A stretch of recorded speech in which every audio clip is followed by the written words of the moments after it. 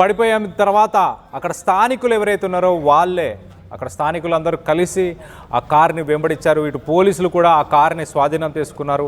ఆ కారు నడుపుతున్న వ్యక్తిని కూడా ప్రస్తుతానికి పోలీసులు అతన్ని కూడా అరెస్ట్ చేసినట్టు కూడా తెలుస్తుంది అంటూ చెప్పుకొస్తున్నాడు.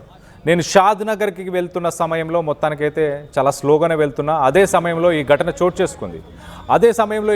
చేసుకుంది అంటూ ఇటు బాధితుడు చెప్పుకొస్తున్నాడు. తనకు న్యాయం చేయాలి, ఎట్టి పరిస్థితుల్లో తనను శిక్షించాలి ఆ వ్యక్తిని, అలాగే తనకు న్యాయం చేయాలంటూ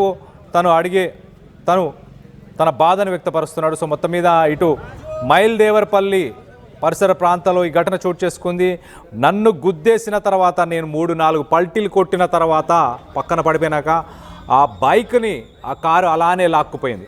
మనం ఆ కారుకి సంబంధించిన విజువల్స్లో చూస్తున్నాం. ఆ కారుకి సంబంధించిన 2 టైర్లు పంచర్ అయిపోయాయి, ముందున్న బంపరు విరిగిపోయింది, అక్కడున్న రేడియేటర్స్ మిగతా చోట్ల నుంచి.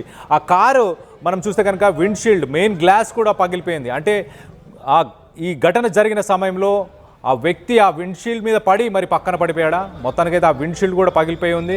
దాన్ని ఫాలో చేస్తున్న వీడియోస్ని కూడా మనం చూస్తున్నాం. చాలామంది స్థానికులు ఎవరైతే ఉన్నారో ఆ కార్ని ఆపే ప్రయత్నంలో వీళ్ళందరూ కూడా దాన్ని ఫాలో చేయడం జరిగింది. దాదాపు ఒక 2-3 కిలోమీటర్లు మనం చూస్తున్నాం. వైట్ కలర్ ఒక టాటా సుమోలో పోలీసులు కూడా ఆ కార్ని వెంబడించడం. సో మొత్తం మీద